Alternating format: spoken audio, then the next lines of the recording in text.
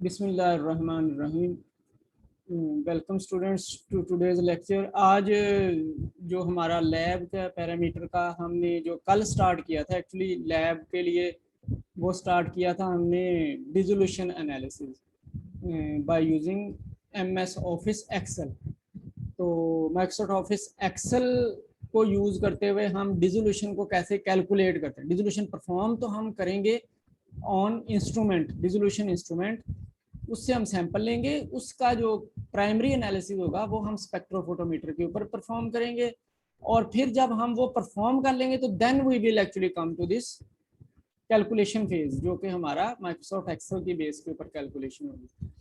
तो कल हमने थोड़ी सी बात यहाँ से शुरू की थी कि फॉर एग्जांपल हमने एक ड्रग है जिसकी हमने फॉर्मुलेशन बनाई है, टैबलेट बनाई है। अब हम उसका एनालिसिस कर रहे हैं, डिसोल्यूशन एनालिसिस कर रहे हैं। तो सबसे पहले हमें उसके लिए कैलिब्रेशन कर्व बनाना है। कैलिब्रेशन कर्व हम इसलिए बनाते हैं कि हम देख सकें कि कितने लेवल तक लीनियरिटी आती है, किस कंसंट्रेशन से किस कंसंट्रेशन तक लीनियरिटी आती है by using the specific instrument, जो भी हम फॉर एग्जांपल एचपीएलसी यूज कर रहे हैं या स्पेक्ट्रोफोटोमीटर यूज कर रहे हैं। अब यहाँ इन केस ऑफ दिस हम स्पेक्ट्रोफोटोमीटर यूज कर रहे हैं, तो अगर हम स्पेक्ट्रोफोटोमीटर यूज कर रहे हैं तो कितनी कंसंट्रेशन से कितनी कंसंट्रेशन तक लीनियरिटी आती है, ताकि हम अपनी जो डिसोल्यूशन में से हम डाटा लें, हम उसको उतना तक डाइल्यूट करके फिर वहां से हम मेजर कर सकें इस इंस्ट्रूमेंट के ऊपर। नंबर वन तो इसका रीजन ये है कैलिब्रेशन कर। अच्छा, ये अब जरा हमारे एनालिसिस से जरा थोड़ी सी दूर की बात। एनालिसिस से रेलिवेंट फिर दूसरी बात ये है कि कैलिब्रेशन कर्व की रीजन ये है कि हम रिस्पॉन्स ऑफ इंस्ट्रूमेंट जिसके ऊपर हम एनालाइज करना चाहते हैं, हम वो देखना चाहते हैं कि रिस्पॉन्स क्या आता है आपके इंस्ट्रूमेंट का जब हम कोई एक स्पेसिफिक कंसंट्रेशन के सोल्यूशन इसके ऊपर लगाते हैं, नॉन कंसंट्रेशन के सोल्यूशन लगाते हैं, तो रिस्पॉन्स किस तरह का आता है। अगर वो रिस्पॉन्स फिजिबल होता है, यानी कि वो एक लीनियर रिस्पॉन्स होता है, तो फिर हम उस इंस्ट्रूमेंट को अपने एनालिसिस के लिए यूज कर सकते हैं। अगर वो लीनियर रिस्पॉन्स नहीं होता तो फिर हम उस इंस्ट्रूमेंट को यूज नहीं कर सकते। इसका मतलब हमें या इंस्ट्रूमेंट चेंज करना है या हमें फिर कोई अपना मेथड चेंज करना है, कुछ ना कुछ हमें इसके मॉडिफाई करना है। तो इसके लिए फिर हमने कैलिब्रेशन कर, तो फॉर एग्जांपल हमने मेटफॉर्मिन की टैबलेट बनाई हुई है। जस्ट फॉर एग्जांपल हमने मेटफॉर्मिन की टैबलेट बनाई। आज हम जरा रिवीजन भी जरा डिफरेंट स्टाइल से करते हैं।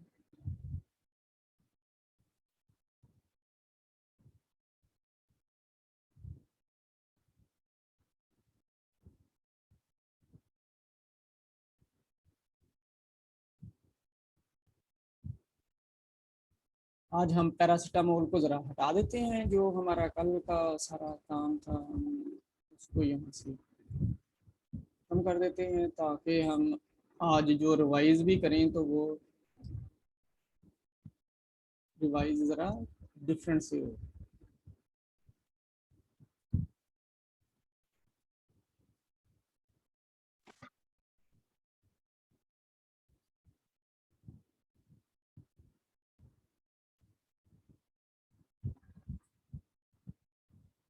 अच्छा, आज हमारी फाइल यहाँ से स्टार्ट होगी।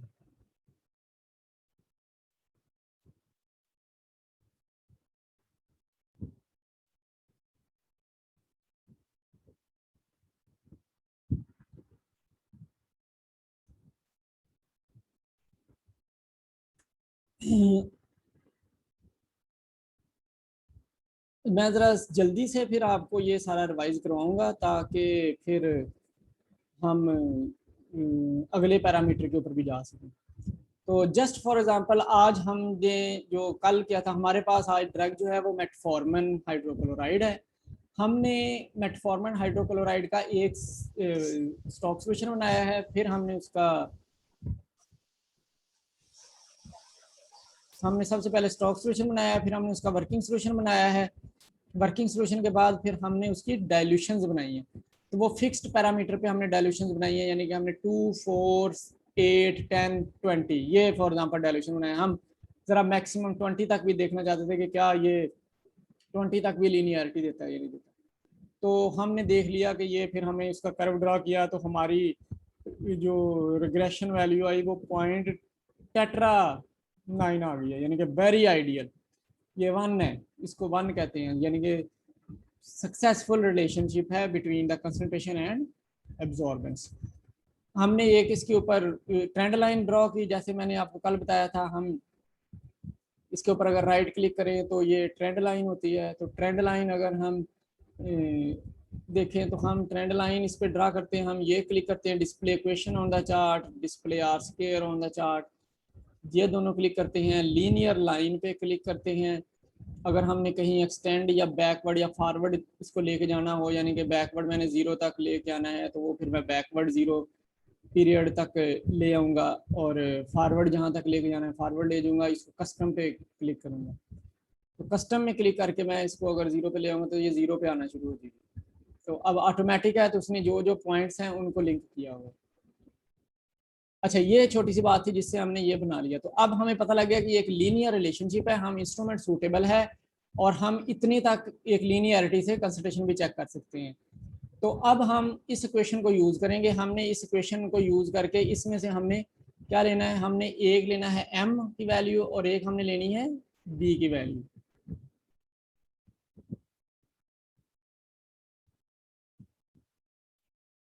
अच्छा, m इसमें है हमारे पास, अगर हम देखें तो y is equal to M X plus B है, तो m है 0.0112 और b जो है इस इक्वेशन में वो प्लस के साथ 0.0017। ये माइनस भी आ सकता है b, अगर यहाँ माइनस साइन होगा तो आपको इसके साथ यहाँ पे ऐसे माइनस साइन लगाना होगा, फिर आप वैल्यू माइनस के साथ लिखेंगे तो फिर आपका सोल्यूशन होगा, अदरवाइज फिर सोल्यूशन नहीं आएगा। अगर आप अदरवाइज आपकी रीडिंग गलत आना शुरू हो जाएगी। तो यहाँ तो क्योंकि प्लस है तो इसलिए हम इसको इसी तरह से लिख देंगे, प्लस के साथ लिखने की जरूरत नहीं होती। तो ये हमारा उसका एनालिसिस है। अब हम अगर कहें कि ये हमारी फार्मूलेशन है, हमने कहा जी कि हमने 350 mg की फार्मूलेशन डिजाइन की, जिसमें 150 mg हमने मेटफॉर्मिन ड्रग डाली हुई है, और टोटल जो फिर टैबलेट हमने कंप्रेस की फॉर एग्जांपल उनके साइजेस यही रहने देते हैं। F1 फार्मूलेशन का, इसको हम यहाँ से निकाल देते हैं।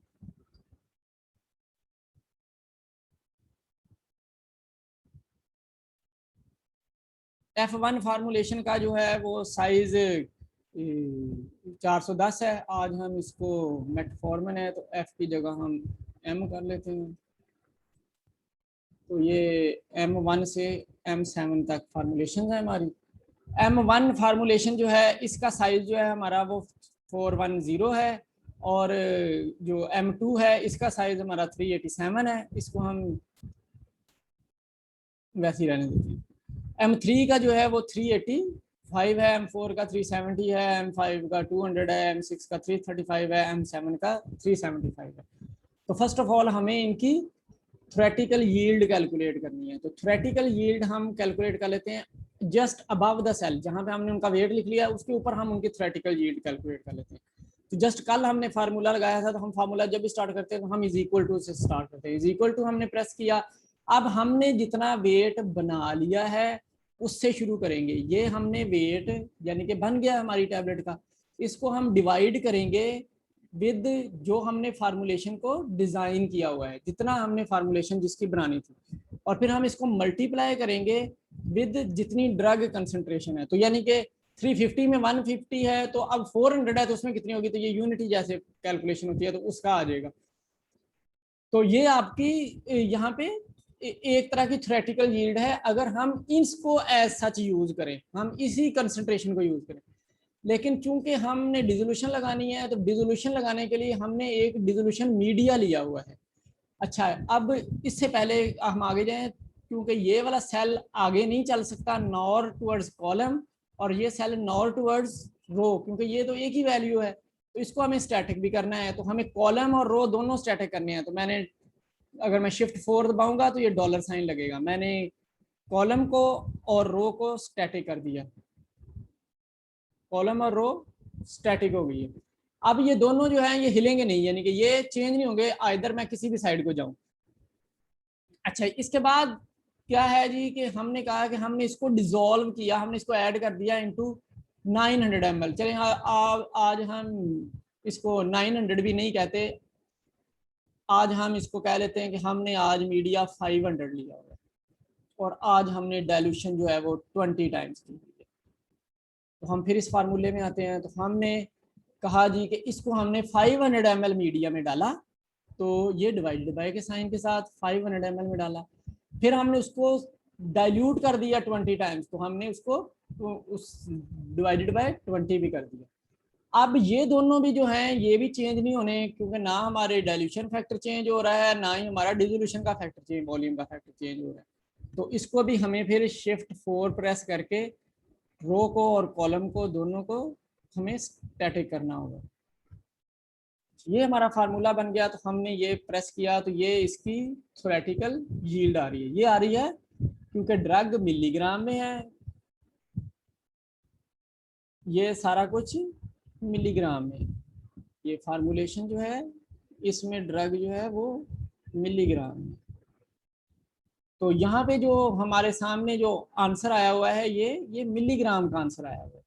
तो हमें इसको फिर माइक्रो में कन्वर्ट करने के लिए क्या करना पड़ता है, मल्टीप्लाई करना पड़ता है 1000 के साथ। तो हम इसको 1000 के साथ मल्टीप्लाई कर देंगे।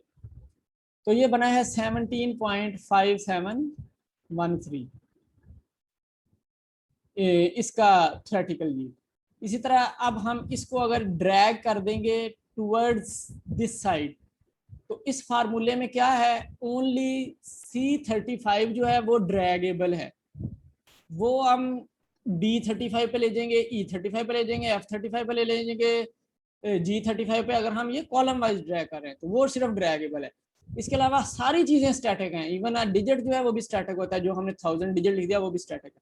तो सिर्फ ये अगला कॉलम आता जाएगा और हमें नेक्स्ट टू नेक्स्ट सारी की सारी थ्योरेटिकल यील्ड अटेन होना शुरू हो जाएगी। इस तरह से हमने थ्योरेटिकल यील्ड निकाल ली।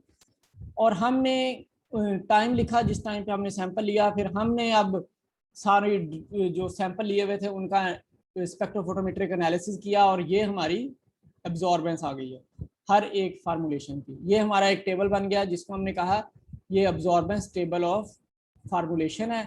तो एब्जॉर्बेंस टेबल ऑफ फार्मूलेशन सबसे पहले हमने एक बनाया, तो एक टेबल हमारा एब्जॉर्बेंस टेबल है। अच्छा, दूसरा फिर उसके बाद हमने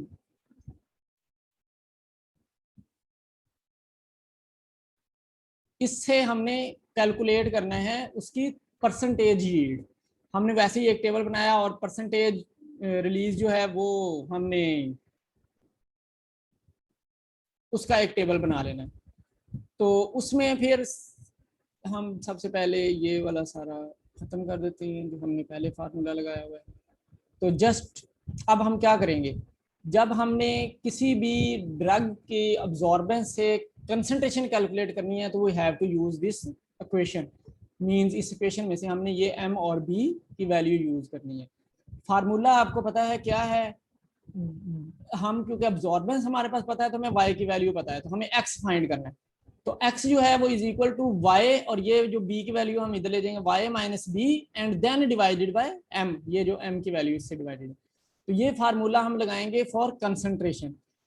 इज इक्वल टू प्रेस करेंगे, ब्रैकेट स्टार्ट करेंगे, y की वैल्यू हमारी ये है, अंडरस्टैंड, y हम माइनस प्रेस करेंगे, उसके बाद b की वैल्यू है y माइनस बी, तो ये हम b क्लिक करेंगे जिसको हमें स्टैटिक करना है शिफ्ट 4 प्रेस करके, रो को भी एंड कॉलम को।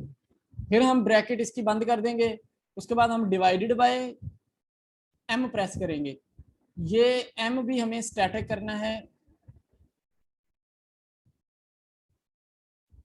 ये m भी हमें स्टैटिक करना है on both levels, on the column and row level. ये दोनों, ये जो हमें जहां तक जो आंसर हमें आएगा ये आंसर हमें बताएगा concentration of the drug which have been released. लेकिन ये table doesn't represent concentration of the drug, it actually represent percentage release of release table from of the formulation. So it is actually actual yield, which is a concentration. It is actually actual yield. The formula for percentage release is actual release divided by theoretical yield. So this is actual yield. We are actually dividing it with the theoretical yield, जो कि हमने calculate किया है theoretical yield से, and then it's multiplied by 100. अच्छा, अब हमने क्योंकि इसको इधर को ड्रैग करना है तो हम चाहते हैं कि कॉलम स्टैटिक ना हो 34 का, सी कॉलम है तो डी चले एफ चले, तो ये स्टैटिक ना हो। और फिर हमने इसको क्योंकि नीचे भी ड्रैग करना है, तो जब हमने इसको नीचे ड्रैग करना है तो एक कॉलम में तो 34 जो है वो स्टैटिक रहना चाहिए, फिर अगले में वो यानी कि अगले में वो D34 हो जाना चाहिए, यानी कि 34 स्टैटिक है और हमारा कॉलम रो स्टैटिक है और कॉलम हमारा स्टैटिक नहीं है, तो हम इस रो को स्टैटिक कर देंगे 34 को। तो अब जब हम ड्रैग करेंगे तो इसमें आएंगे तो कॉलम बदलता जाएगा, लेकिन इधर चलेंगे तो कॉलम क्योंकि वही है तो रो स्टैटिक रहेगी, रो नहीं चेंज होगी। तो ये हमने एंटर प्रेस कर दिया, तो ये यहाँ पे इसकी कंसंट्रेशन आ गई। इसको हम पकड़ेंगे, हम इसको राइट साइड पे, फिर इसको हम पकड़ेंगे, इसको हम नीचे डाउनवर्ड्स भी कैलकुलेट करते हैं। तो ये हमारी परसेंटेज रिलीज आ गई। तो ये क्योंकि हमने कोई वैल्यू थोड़ी सी चेंज कर दी तो इसलिए ये ज़रा वैल्यू 200 300 के राउंड अबाउट 300 के पास अब्जॉर्ब परसेंटेज रिलीज इतनी नहीं आ सकती, क्योंकि 100 या उससे कम नहीं आ सकती है। तो इसका मतलब है एक्चुअली हमारी ये थ्योरेटिकल यील्ड कम कैलकुलेट हुई है, थ्योरेटिकल यील्ड ज़्यादा होनी चाहिए। थ्योरेटिकल यील्ड ज़्यादा होगी अगर हम यहाँ पे ड्रग को 200 कर देते हैं और यहाँ डाइल्यूशन 10 कर देते हैं, तो अब देखिए थ्योरेटिकल यील्ड बढ़ गई है, तो वैल्यू 100 के पास आ गई। तो ये यानी कि एक्चुअली आपके एक्चुअल डिज़ाइन के ऊपर होगा, उसी तरह की परसेंटेज रिलीज आएगी। ऐसे नहीं हो सकता कि परसेंटेज रिलीज जो है वो डिफरेंट आए, आप इनको चेंज करके परसेंटेज रिलीज को फ़र्क डालें। तो एक्चुअली आपकी डिज़ाइन के ऊपर अब्जॉर्बेंस की वैल्यू आएगी और उसके ऊपर फिर आपकी परसेंटेज रिलीज आएगी। अच्छा, जस्ट फॉर एग्जांपल ये हमारे पास परसेंटेज रिलीज आ गई है। अब ये हमारा लास्ट का एक्सपेरिमेंट था, हमने इस सारे को सिलेक्ट किया और फिर हमने इंसर्ट में गए और हमने एक चार्ट इंसर्ट कर दिया, ये लाइन चार्ट इंसर्ट कर दिया। वो लाइन चार्ट इस तरह से, इसको हमने कहा कि हम इसके एक्सिस भी, जो एक्सिस हैं टाइटल हैं वो भी हम लिखेंगे। तो एक्सिस टाइटल लिखने के लिए हम एक एक्सिस टाइटल इधर ये परसेंटेज रिलीज्ड, और ये एक्सिस टाइटल जो है हमारा ये टाइम इन आवर्स, ये है। अच्छा, ये लेजेंड्स हैं, आप इन लेजेंड्स को भी कहीं किसी साइड पे कर सकते हैं। ये लेजेंड्स आ रहे हैं तो इनको आप right left, right top, left bottom, जहाँ पे है उस तरफ कर सकते हैं, तो किसी जगह भी कर सकते हैं। फॉर एग्जांपल हम इनको राइट पे कर देते हैं और इनको आप यहाँ से भी जिस जगह एडजस्ट करना चाहते हैं आप एडजस्ट कर सकते हैं। फॉर एग्जांपल ये कर्व आप वापस भी कर दें तो इसको आप इसके साथ यहाँ पे एडजस्ट कर सकते हैं। आप इसको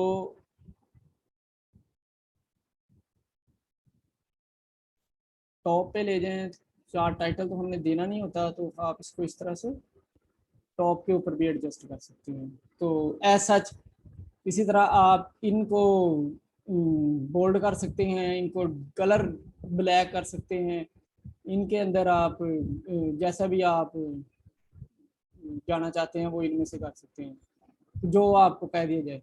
अच्छा, अब ये एक आपने रिप्रेजेंट करना है, ये तो आपका बैक एंड डाटा है, इसको कुछ नहीं करना। एक ये कर्व यहाँ से उठाया जाएगा एनालिसिस के लिए के रिजल्ट के लिए, और एक ये कर्व यहाँ से उठाया जाएगा जिसमें आप एनालिसिस का रिजल्ट देंगे। इसके बाद जो एनालिसिस है उसको हम कहते हैं काइनेटिक एनालिसिस। अब हमने ये देखना है कि जो ड्रग रिलीज हो रही है वो किस तरह से हो रही है, वो डिसोल्यूशन डिपेंडेंट रिलीज हो रही है, वो डिफ्यूजन डिपेंडेंट रिलीज हो रही है, वो हाइड्रोजेल की फॉर्म में यानी कि combined dissolution and diffusion and dissolution के प्रोसेस से रिलीज हो रही है।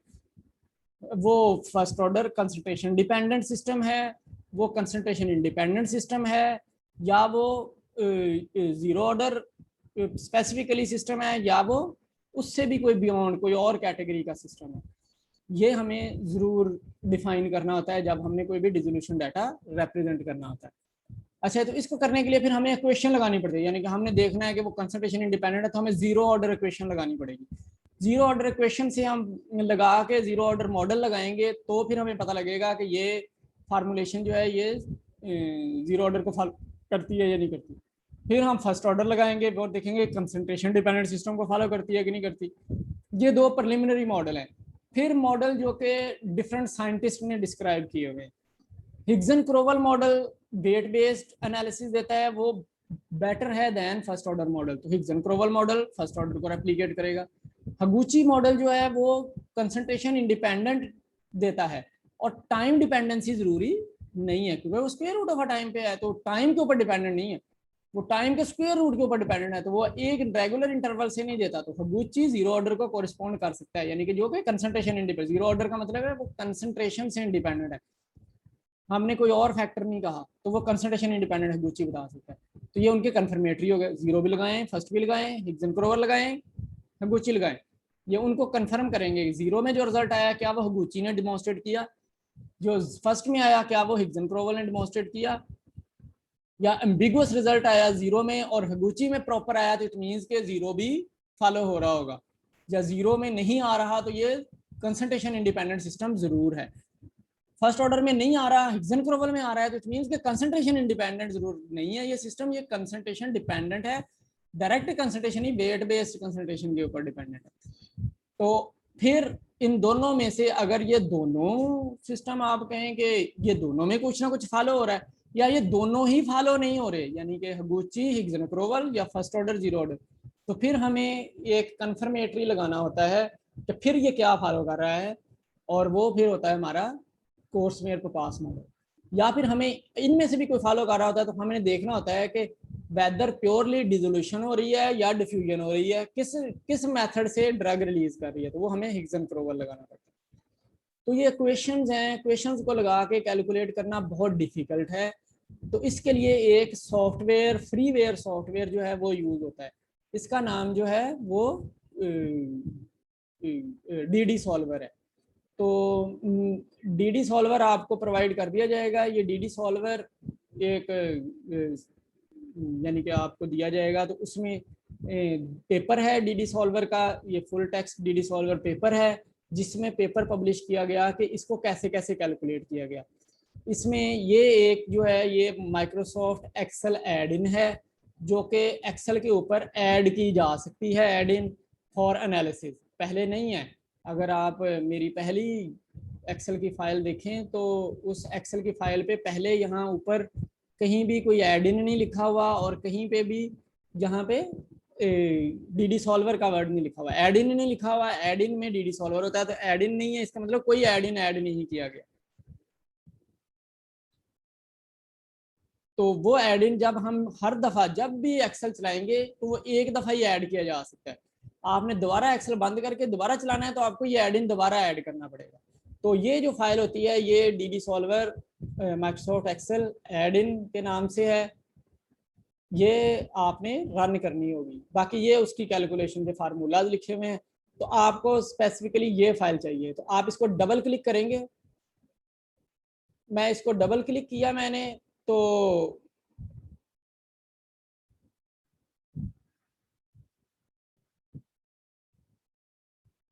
मैं आप अपने एक्सेल के पेज के ऊपर आ गया, तो उसने मुझे कहा जी कि आपने इस अपने फोल्डर में से ये एक फाइल ऐड करने की के लिए स्टार्ट की है ऑन एन एक्सेल, तो क्या आप श्योर हैं कि ये पोटेंशियल सिक्योरिटी रिस्क नहीं है, क्योंकि ये एक सेकंड एप्लीकेशन ऐड हो रही है। तो हम इसको डिसेबल कर सकते हैं कि ना हो, हम इसको इनेबल कर सकते हैं कि ये हो जाए, तो हम इसको इनेबल करते हैं।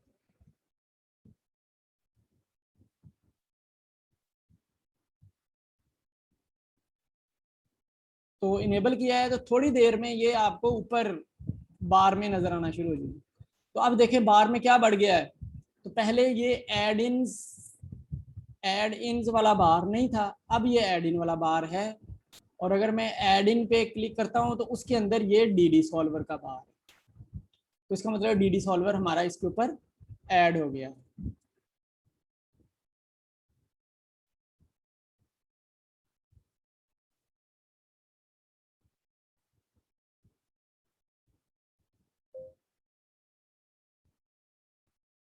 अच्छा डी डी सॉल्वर अब ऐड हो गया है, तो हमने अब ये जो हमारा परसेंटेज रिलीज का डाटा है इसके ऊपर हमने ये काइनेटिक एनालिसिस करना है। तो अगर हम डीडी सॉल्वर पे क्लिक करें तो स्टैंडर्ड कर्व एनालिसिस, ये स्टैंडर्ड कर्व का एनालिसिस भी करने की कैपेबिलिटी रहता है। For example standard curve analysis हमने क्लिक किया तो इसने कहा एक्स एक्सिस का डाटा कौन सा है, वाई एक्सिस का डाटा कौन सा है। तो हम इसके ऊपर, ये हमारा एक्स एक्सिस का डाटा है जो कि कंसंट्रेशन का है, यहाँ पे क्लिक करके हमने ये हमारा वाई एक्सिस का जो कि अब्जॉर्बेंस का है ये हमने कर दिया इसके ऊपर। और प्रोडिक्ट भी कर सकता है अगली वैल्यूज, लेकिन हम नहीं, इसको वैसे ही तो वेरिएबल आपने जरूर लिखने हैं। ये माइक्रोग्राम पर एमएल में, हमने माइक्रोग्राम पर एमएल में लिया हुआ है। और ये वेरिएबल वाई जो है ये क्या है, ये हमारा पीक एरिया नहीं है, ये हमारी एब्जॉर्बेंस है। तो हमने यहाँ एब्जॉर्बेंस लिख दिया। अच्छा, इसको रन कर दिया तो एक नया शीट खुल जाएगी। नए शीट के ऊपर वो कर्व का एनालिसिस दे देगा। ये जो एनालिसिस है ये आपका स्टैंडर्ड कर्व का एनालिसिस है। तो क्या उसने बताया कि आपने एक्स में ये वैल्यूज दी हैं, आपने वाई में ये वैल्यूज दी हैं। जब उसने इसका आर स्केयर फाइंड किया तो आर स्केयर जो है वो 0.929, यानी कि जैसे हमने वहां देखा वहां पे हमारा जो उस शीट पे है हमारा वो 0.9, ये वैसे ही है। और इसके ऊपर भी जो आया है वो वही 0.9, यानी कि आर स्क्वायर एडजस्टेड नॉर्मली हम देखते हैं तो वो थोड़ा सा डिफरेंस आ रहा है, थोड़ा सा डिफरेंस है उससे, तो जो कि हमारा नॉर्मली है। तो आर स्क्वायर एडजस्टेड देख लिया जाता है, ये एडजस्टेड देख लिया। अच्छा, उसने ये बताया कि इसमें नंबर ऑफ रीडिंग जो है वो 5 हैं, एक एनालिसिस है, वेट 1 है। अब इंटरसेप्ट बताया जो कि बी की वैल्यू है, इंटरसेप्ट 0.00165 बता रहा है। तो हमने इंटरसेप्ट 0.0017 लिया है, 165 बता रहा है, यानी कि हमने यहाँ 4 डिजिट तक लिया है, वो 5 डिजिट बता रहा है। तो वो अगर राउंड ऑफ करेंगे तो 0.0017 ही आएगा। अच्छा, उसके बाद वो स्लोप 0.01112 बता रहा है। तो हमने जो स्लोप 0.01122 यानी कि 2, हम तो 4 डिजिट तक ले रहे थे, तो 0.0112 वो सेम है। तो जो एनालिसिस उसने किया है वो भी एनालिसिस जो हमने खुद से किया था वो सेम है। तो उसने भी इक्वेशन लिखी है कि इस इक्वेशन को फिर फॉलो किया गया है। अच्छा, और ये उसने एक कर्व भी बना के दे दिया है, जैसे हमने वहां पे कर्व बनाया है तो सिमिलर कर्व है। कंसंट्रेशन माइक्रोग्राम पर एमएल यहाँ लिख दी, अब्जॉर्बेंस यहाँ लिख दी, हम यहाँ से ही कॉपी करके भी वहां पे लिख सकते हैं। अच्छा, ये इस तरह से हम स्टैंडर्ड कर्व का एनालिसिस कर सकते हैं बाय यूजिंग डीडी सॉल्वर। अच्छा, जो काम की बात है हम जरा सीधा वहीं पे जाते हैं। बाकी भी सारा कुछ है वो भी आपको थोड़ा थोड़ा समझाएंगे, लेकिन पहले हम, क्योंकि हमने तो डिसोल्यूशन डाटा की मॉडलिंग करनी है, यानी कि मॉडल अप्लाई करने हैं ऑन डिसोल्यूशन डाटा। तो ये एक मॉडल की लाइब्रेरी खुली है, हमने वहां पे डिसोल्यूशन डाटा मॉडलिंग पे क्लिक किया तो मॉडल लाइब्रेरी, उस जीरो ऑर्डर मॉडल है, फर्स्ट ऑर्डर मॉडल है, हाइगुची मॉडल है, कोर्समेयर पास मॉडल है, हिग्सन क्रोवल मॉडल है। ये सिंपल सारे मॉडल जो हैं वो हैं। इसके अलावा विद टी लैग, ये एनालिसिस टी लैग का भी होता है कि अब हमने क्लोन टारगेटेड बनाई हुई है तो उसमें हमने टी लैग रख दिया कि इतनी देर के बाद ड्रग रिलीज हुई, तो टी लैग है, वो लैग को ये फिर कॉम्पनसेट करेगा, फिर ये कैलकुलेट करेगा, उससे आगे को कैलकुलेट करेगा, लैग को दरमियान से छोड़ देगा। तो इस तरह यानी कि और भी होता है, टी एफ जीरो भी है, एफ मैक्स भी, इस तरह से एनालिसिस किया जाता है। हम प्रिलिमिनरी एनालिसिस पे जाएंगे क्योंकि हमारे पास कोई ऐसा टी लैग या कोई और फैक्टर नहीं है जिसको हमने कंसीडर करना है। फॉर एग्जांपल जीरो ऑर्डर हम सबसे पहले एनालिसिस करते हैं। मैं जीरो ऑर्डर पे क्लिक किया है, ये इसकी इक्वेशन है जो कि नीचे दी है, F is equal to K T, K naught T, यानी कि K zero T, zero order model में जीरो लगाया, टाइम के ऊपर dependent, fraction of drug release is directly dependent to time, ये जीरो ऑर्डर है। हमने नेक्स्ट प्रेस किया, अब उसने फिर हमसे पूछा कि गिव द इनपुट वैल्यूज, तो वो कहता है सबसे पहले टाइम की वैल्यूज दें। तो ये हमारा परसेंटेज रिलीज का टेबल है, हमने टाइम जो है वो यहाँ से लेके यहाँ तक टाइम लिखा हुआ है 0.5 से लेके 12 तक, ये हमने टाइम वहाँ सेलेक्ट कर लिया।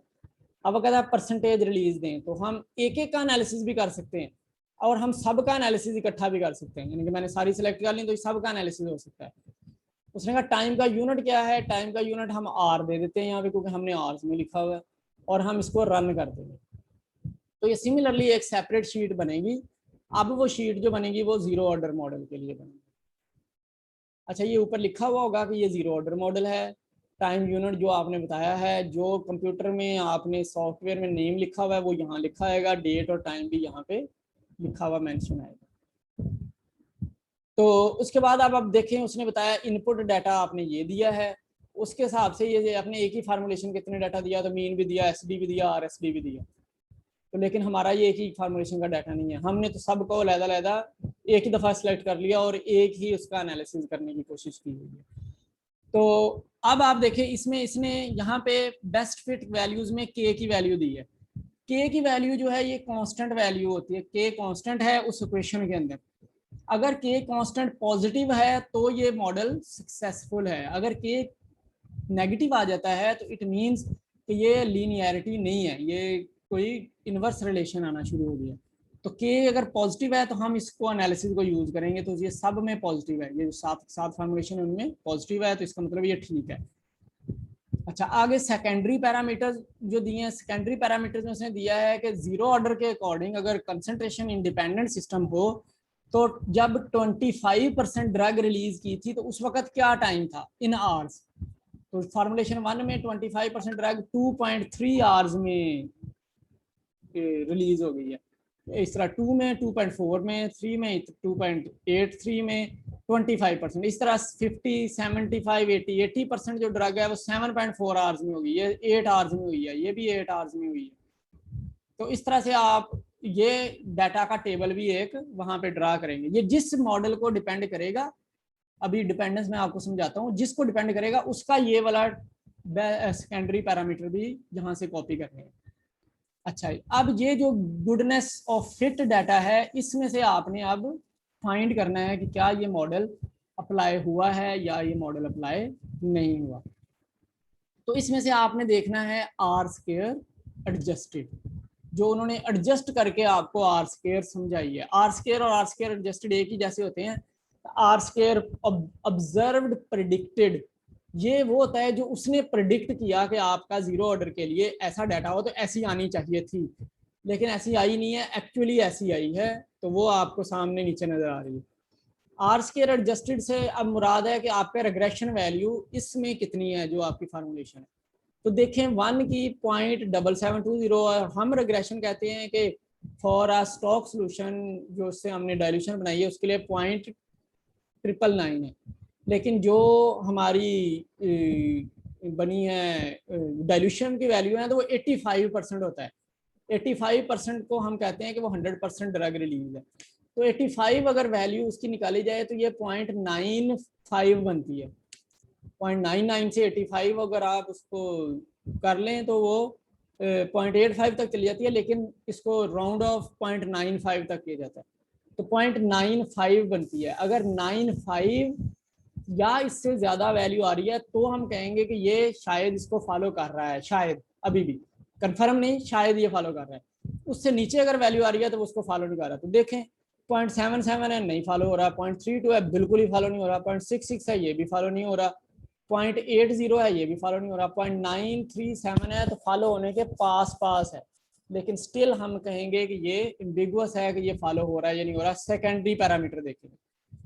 फिर अगला है 0.9645, काफी हद तक ये 0.95 से ज्यादा है तो ये फॉलो कर रहा है, तो इसका भी हम सेकेंडरी पैरामीटर देखेंगे। और ये 0.56 ये बिल्कुल ही फॉलो नहीं कर रहा। अच्छा, सेकेंडरी पैरामीटर जो रिनाउंड है वो दो हैं, जो कि लिस्ट में 55 रो में और 56 रो पे लिखे हुए हैं, AIC और MSC। अकाइकी इंफॉर्मेशन कांस्टेंट AIC होता है, मॉडल सिलेक्शन क्राइटेरिया MSC होता है। तो अकाइकी इंफॉर्मेशन कांस्टेंट में अगर ये कांस्टेंट की value less than 50 less than 50 and ideally 30 हो तो फिर ये मॉडल सिलेक्ट हो जाता है, यानी कि वो मॉडल बेस्ट फिट मॉडल कहलाता है। अगेन, अगर अकाइकी इंफॉर्मेशन कांस्टेंट की वैल्यू लेस देन 50 हो और आइडली वो 30 हो, 50 से 30 हो, तो वो मॉडल सिलेक्शन में सिलेक्ट कहलाता है। और अगर वो वैल्यू 50 से ऊपर हो तो फिर हम किसी और पैरामीटर के हिसाब से उसको रीड करेंगे, यानी कि दूसरा पैरामीटर देखेंगे, यानी कि उसमें आर स्क्वायर दूसरा पैरामीटर है और मॉडल सिलेक्शन क्राइटेरिया एमएससी दूसरा पैरामीटर है, कि वो भी अगर उसमें ऑप्टिमम आ रहे हैं तो फिर हम उसको सिलेक्ट करेंगे मॉडल को, अदरवाइज उसको सिलेक्ट नहीं करेंगे। अच्छा, एमएससी मॉडल सिलेक्शन क्राइटेरिया की डेफिनेशन ये है कि अगर एमएससी की वैल्यू 3 या मोर देन 3 आ रही है तो फिर वो मॉडल जो है वो सिलेक्ट कहलाएगा, उस मॉडल को हम सिलेक्ट कर लेंगे फॉर दैट फॉर्मुलेशन। और अगर वो 3 से कम आ रही है तो फिर उस मॉडल को हम सिलेक्ट नहीं करेंगे। आइडली ये वैल्यू 4 होनी चाहिए, 4 वैल्यू है तो वो आइडली मॉडल सिलेक्ट हो रहा है, लेकिन अगर 3 से ऊपर है तो भी मॉडल सिलेक्ट हो रहा है। तो अब हम देखते हैं इसमें एमएससी सबसे पहले देखते हैं किसकी वैल्यू 3 से ऊपर है, तो ओनली फार्मूलेशन 6 की वैल्यू 3 से ऊपर है। फिर हम एआईसी देखते हैं, एआईसी में किसकी वैल्यू 50 से नीचे, किसी की वैल्यू 50 से नीचे नहीं है। एंड वेरी नेक्स्ट टू 50 51 जो है वो हमारी फॉर्मुलेशन 6 की वैल्यू है। फिर हम देखते हैं कि आर स्क्वायर की वैल्यू, कि आर स्क्वायर किसका